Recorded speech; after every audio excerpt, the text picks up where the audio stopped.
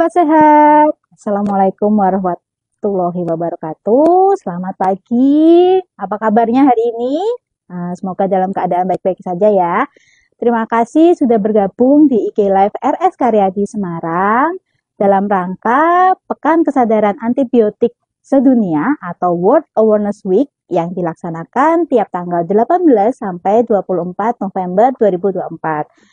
Pagi ini saya Evi Sari dan saya Dr. Thomas Handoyo, spesialis penyakit dalam konsultan pulmonologi dari RSUP Dr. Karyadi Semarang. Pagi ini kita akan berbincang tentang apa itu yang namanya antibiotik serta bahayanya. Dokter, kenapa sih kita perlu memperingati Pekan Kesadaran Antibiotik ini? Ya, betul. Ya, gitu ya Bu Evi. Jadi, concern kita pertama saat ini adalah terkait resistensi antibiotik. Nah, resistensi antibiotik sangat penting bagi kita karena kan banyak dampaknya.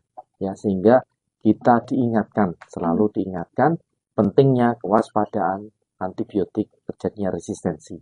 Itu Mbak Ibu. Oh, berarti resisten itu seberapa bahayanya, Dok? Apakah itu nantinya bisa sampai menyebabkan kematian atau bagaimana? Iya, jadi betul. Resistensi antibiotik itu dampaknya sangat luas ya. Mulai dari pada pasien sendiri ya, akan mengakibatkan munculnya berbagai macam komplikasi. Mulai dari infeksi yang tambah berat. Kemudian pemberian antibiotik yang semakin tinggi. Tentunya cost-nya akan semakin tinggi. Biayanya semakin tinggi. Juga akan memperpanjang hospitalisasi atau long of stay. Jadi perawatan akan semakin panjang. Biayanya tambah besar. Kemudian timbulnya komplikasi juga akan tambah tinggi. Dan ini berdampak secara luas dalam suatu lingkungan populasi di Fasienkes tersebut. Dokter, berarti kalau bahayanya seperti itu, bagaimana cara kita untuk mencegah resistensi? Apakah resistensi itu akan muncul tanpa tiba-tiba muncul ataukah ada pencetusnya, Dokter? Ya, betul. Jadi ini adalah suatu man-made phenomenon ya. Jadi fenomena yang dibuat oleh manusia. Jadi kalau kita bayangkan ya, kuman atau bakteri itu adalah suatu proses yang terjadi secara natural begitu ya. Jadi dia berkembang dan terjadi infeksi dan seterusnya. Ketika kita salah memberikan antibiotik atau pemberian antibiotik kita tidak bijak gitu ya, maka akan memunculkan yang namanya seleksi. Ya, seleksi kuman-kuman yang resisten atau kebal pada antibiotik tersebut. Dan ini tidak bertambah baik, malah tetap bertambah buruk. Sehingga perilaku nomor satu. Semua ya. Jadi ini antibiotik adalah suatu jejaring. Jejaring mulai dari penyedia, kemudian yang memberikan antibiotik atau yang meresepkan, kemudian yang minum antibiotik sendiri. Tentunya harus dengan kuantitas dan kualitas yang baik, begitu. Gitu Mbak Evi. Oke, sahabat sehat juga bisa menuliskan pertanyaan di kolom komentar ya. Tadi dokter menyampaikan tentang resistensi disebabkan oleh penggunaan antibiotik yang kurang bijak. Nah, penggunaan antibiotik yang bijak itu seperti apa itu? Ya, contoh misalnya ya, seringkali dulu ya, kita dapat gampang dengan mudah itu di apotek-apotek ya Pak Evi ya. Jadi kita, ya misalnya saya bukan dokter begitu, saya rasanya kok tenggorokan saya tidak enak ya, demam ya, saya beli. Nanti saya beli antibiotik yang untuk ini, oke diberikan berapa hari, uang saya kurang, saya belinya biasanya cuma 2 hari gitu kan ya. Harusnya minimal 4-5 hari. Ini uang saya kurang deh, saya nempel dulu deh gitu, 2 hari. Ternyata nomor satu saya tidak perlu antibiotik. Yang kedua antibiotiknya cuma 2 hari, karena uang saya kurang begitu ya, sudah diresepi. Nah, itu perilaku-perilaku yang salah satu penggunaan antibiotik yang tidak bijak itu. Kemudian kedua, dokter misalnya. Ini satu tadi dari masyarakat ya, masyarakat awam sendiri. Kemudian kedua dari dokter sendiri. Dokter sendiri banyak dokter itu yang tidak percaya diri begitu ya. Jadi pasiennya datang demam, ini harusnya virus ini ya. Tapi kok nggak mantep ya, saya cuma kasihkan masa vitamin dan seterusnya. Saya naikkan nih, kasih antibiotik begitu, levofloxacin begitu. Nah, diberikan antibiotik. Nah, ini salah satu yang kita pikirkan ini dapat memicu munculnya resistensi. Ya, kemudian juga penggunaan yang berlebihan. Misalnya pada kuman-kuman tertentu diberikan antibiotik yang tidak tepat begitu. Tentunya ketika kita belajar tentang antibiotik, tentang infeksi, ada kuman-kuman yang ini kuman-kuman empirik misalnya. Ini harusnya pemberian antibiotik yang cocok ini gitu, sesuai dengan penata gunaan antibiotik yang ada ya. Jadi seperti itu harus kita ingatkan juga, kalau pasien diberikan antibiotik ya dihabiskan sampai habis. Kecuali ada efek samping dan seterusnya, datang ke dokter untuk konsultasi selanjutnya begitu. Tetapi intinya diberikan antibiotik yang sesuai, tepat indikasi, kemudian tepat dosis, kemudian tepat waktu pemberian, kemudian tepat evaluasinya. Tentunya itu menjadi concern kita bersama lah. Ya, gitu-gitu Pak Evi. Oke.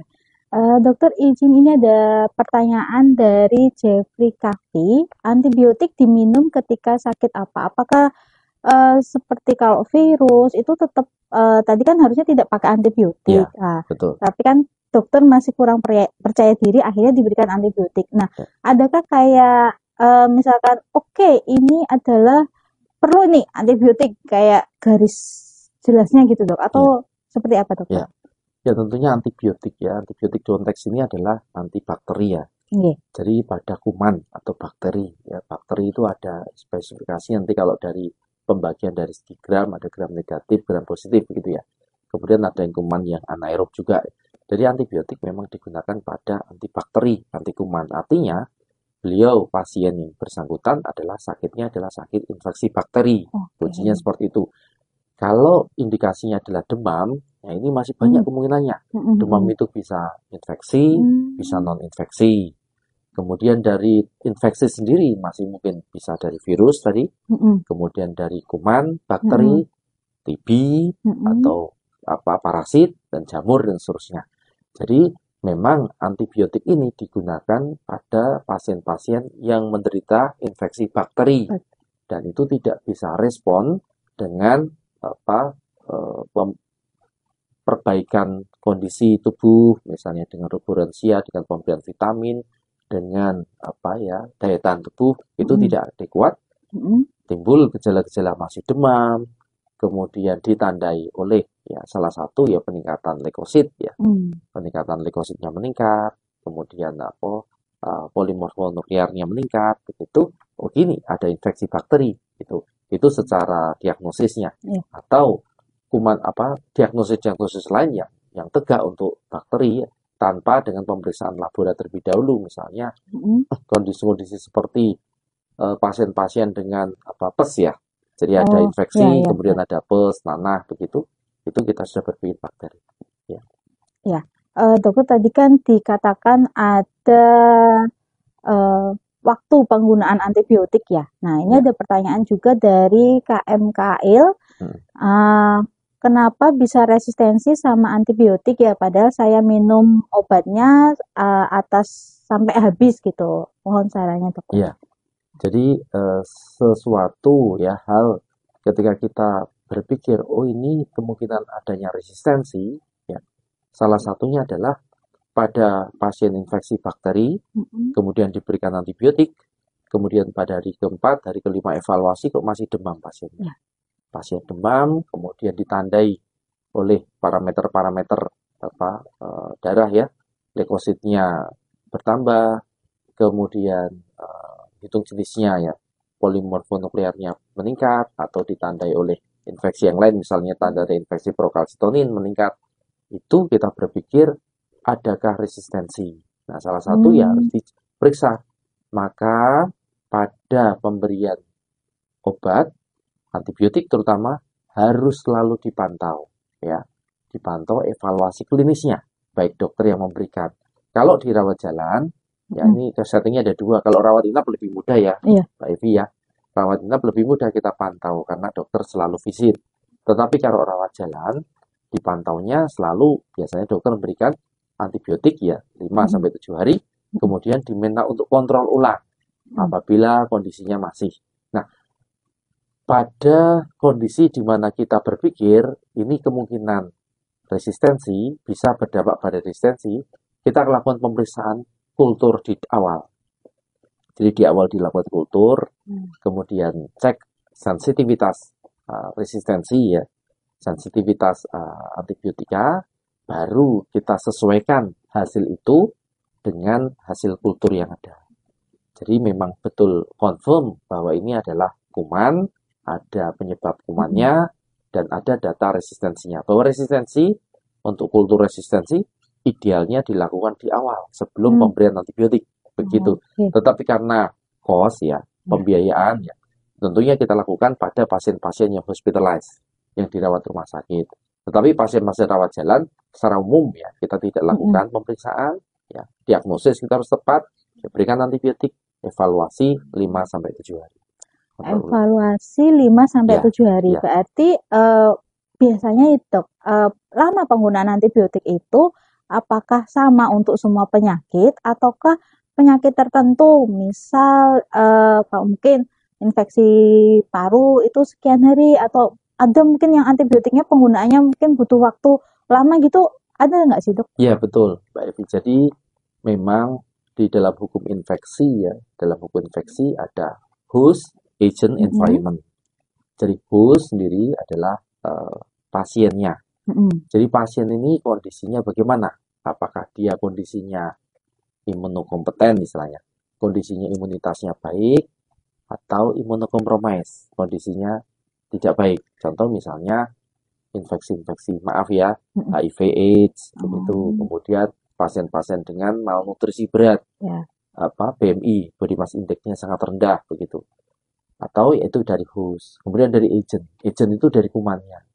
Kumannya sendiri ada kuman-kuman yang kuman masih sensitif, ada kuman yang sudah resisten, ya. Kemudian jenis kumannya apa? Kemudian juga lingkungan yang mempengaruhi. Jadi faktor-faktor itu, ya, faktor host, agent, diagnosis pasien itu menentukan lama pemberian antibiotik. Tetapi secara umum, ya, rata-rata pemberian antibiotik itu secara umum ya, durasinya maksimal adalah 14 hari pemberian antibiotik. Ya, lebih dari itu beberapa kasus seperti endokarditis, begitu, kuman-kuman yang sangat dibutuhkan, ya, penetrasinya di dalam gitu, diperlukan pemberian antibiotik yang lebih lama.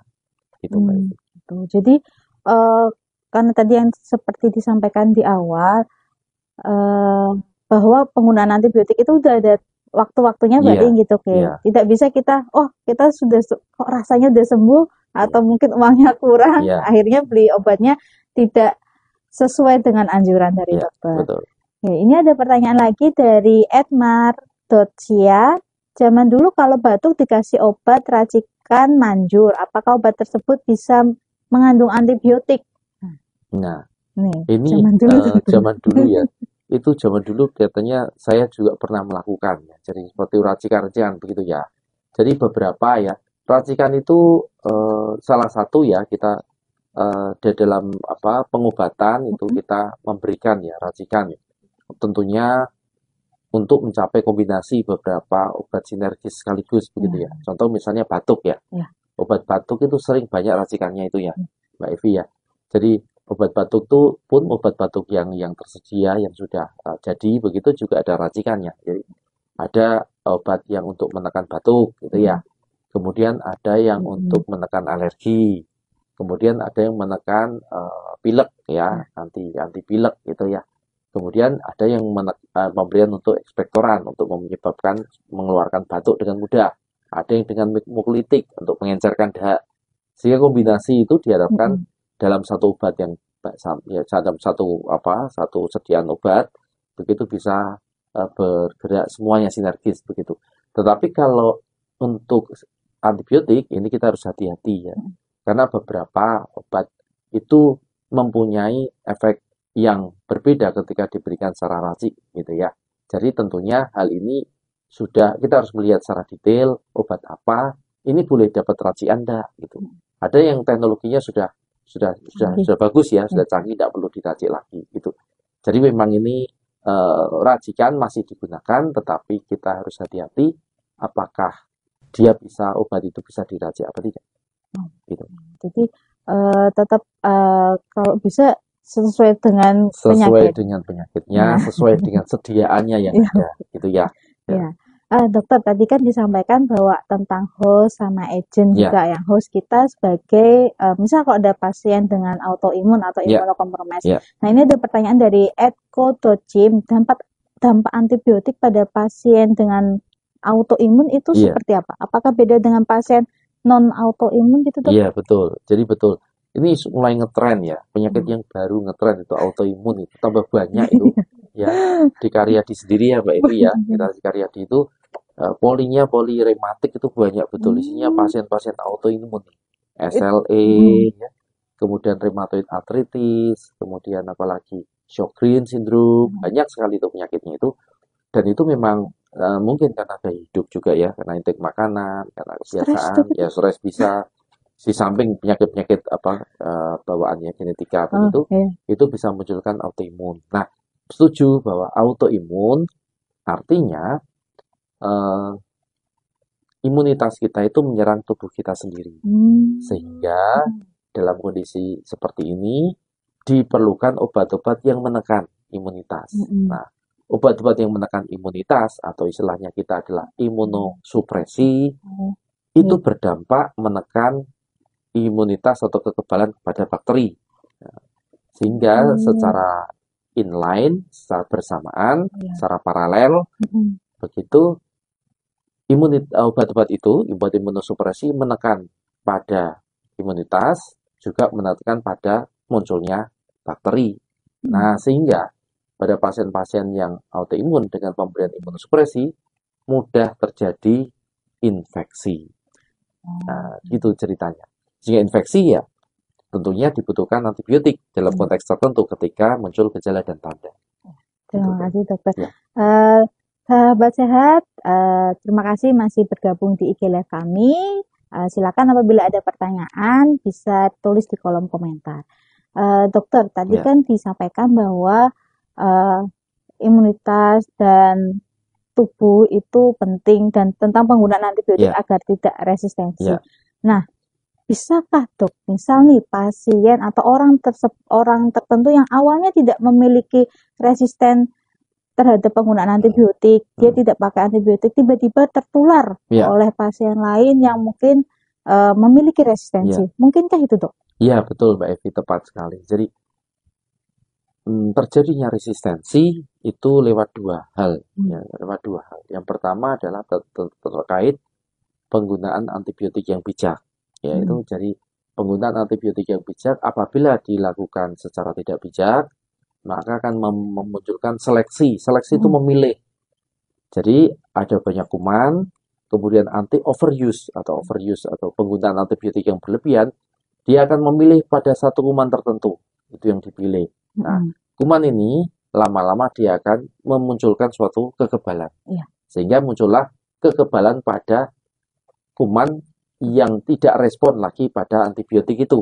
Itu Oh. misalnya contohnya misalnya Hmm. kita kalau sering menggunakan golongan golongan cefalosporin misalnya ya, Hmm. beta laktam cefalosporin itu hati-hati dia akan memunculkan namanya kumannya ESBL ya extended spectrum beta lactamase. Jadi eh, kita bisa mengcreate, Hmm. kita bisa membuat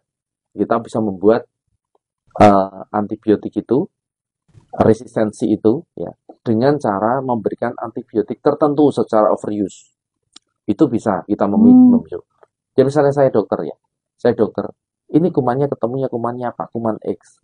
Nah, saya Hmm. berikan antibiotik satu saja itu dalam kondisi yang panjang, lama sekali begitu, overuse itu, dosisnya tak kurangi sedikit gitu. Nah, itu nanti kuman akan melakukan seleksi sehingga kuman yang harusnya dia mati, dia menjadi resisten. Hmm. Itu nomor satu itu seleksi. Yang kedua adalah transmisi. Hmm. Jadi kalau sudah seleksi muncul resisten antibiotik, kemudian dia akan mentransmisikan kepada orang lain, kepada sekitarnya, lingkungan sekitarnya dengan cara yang sesuai dengan kuman itu. Hmm. Misalnya, Hmm. misalnya kalau maaf ya, kalau tuberkulosis atau Ya. kuman-kuman infeksi airborne droplet infection Hmm. ya, itu dengan batuk ya, dengan apa namanya airborne droplet ya, itu misalnya begitu. Atau yang lain sesuai dengan pola dari transmisi penyakit itu. Jadi ada dua tadi, satu seleksi, Seleksi, kemudian dua adalah transmisi. transmisi. Sehingga diperlukan dua hal sebetulnya kaitan ini. Jadi nomor satu adalah program PPRA tadi, program resistensi antibiotik, kemudian pengendalian resistensi antibiotik, kemudian yang kedua adalah PPI, program pengendalian infeksi. Itu ada dua hal.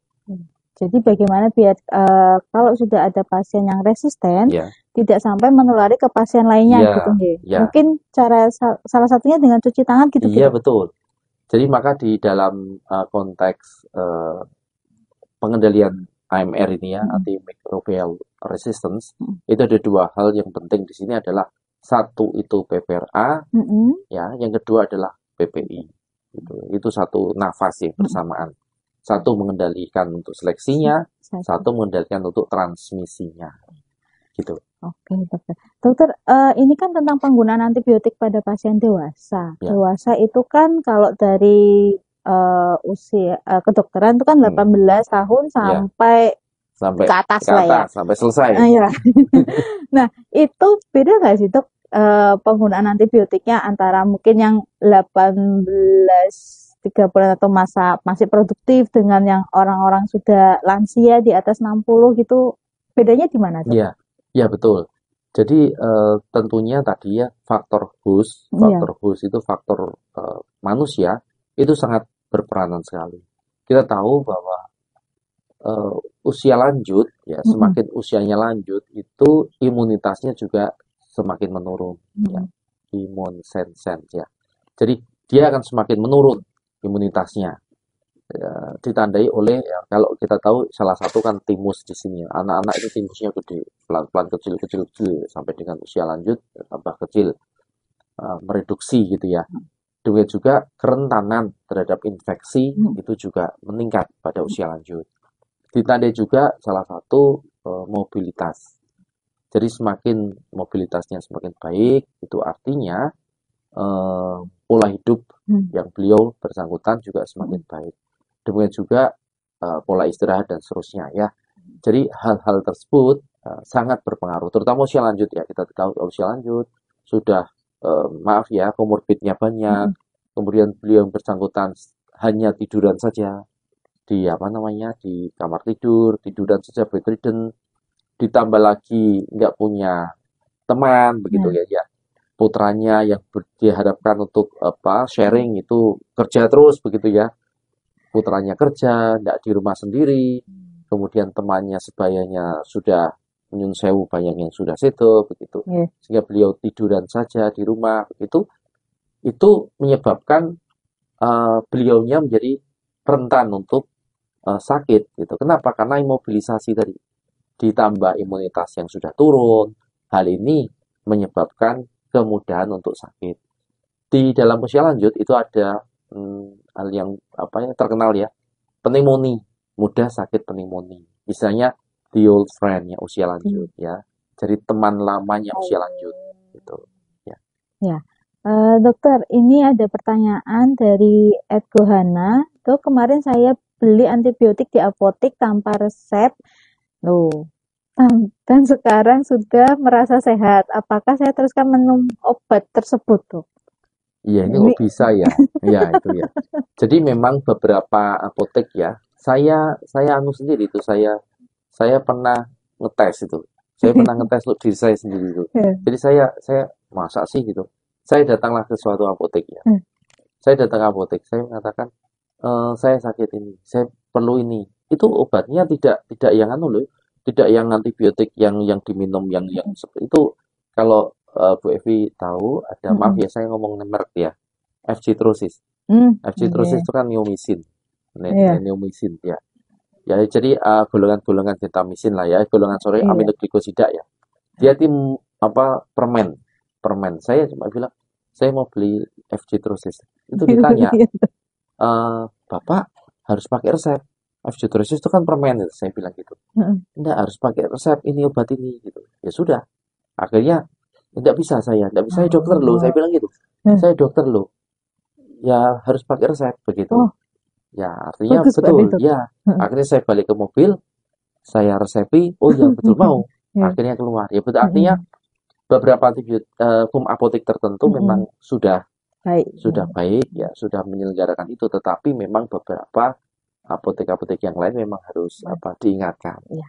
Sebetulnya poinnya adalah kita harus meng-save apa? Mengendalikan ya antibiotik yang ada. Karena apa? Untuk membuat satu antibiotik yang baru itu diperlukan dana yang sangat banyak, usaha yang sangat lama, riset yang lama, begitu. Sampai pada uji preklinik, klinik 1, 2, 3, uji klinik sampai pada uji klinik 3 ya, fase 3. Kemudian diperbanyak dengan pharmacovigilance sebagai evaluasi efek samping. Artinya perlu sangat waktu yang lama untuk bisa meng-create satu antibiotik saja.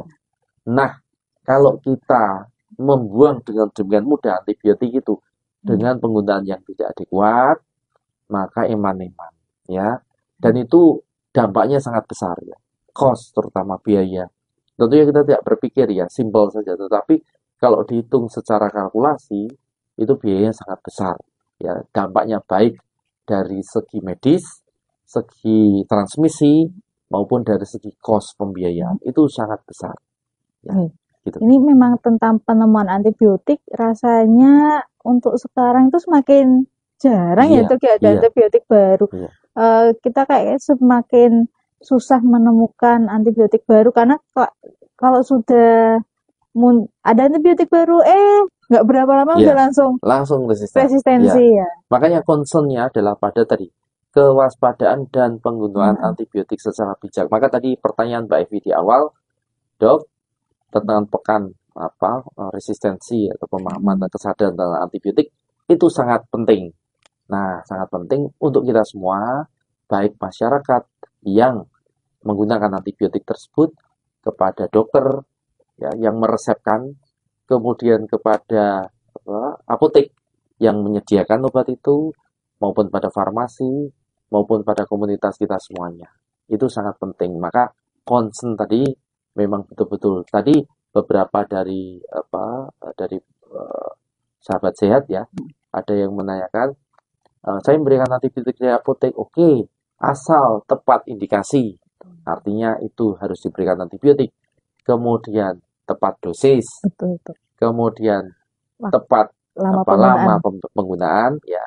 Itu tepat evaluasi juga kita lakukan evaluasi yang baik, maka itu boleh. Tetapi memang ini adalah indikasi atau ranah untuk medis ya, karena antibiotik itu masuk golongan yang harus diresepkan secara medis. Begitu Mbak. Karya aja yuk.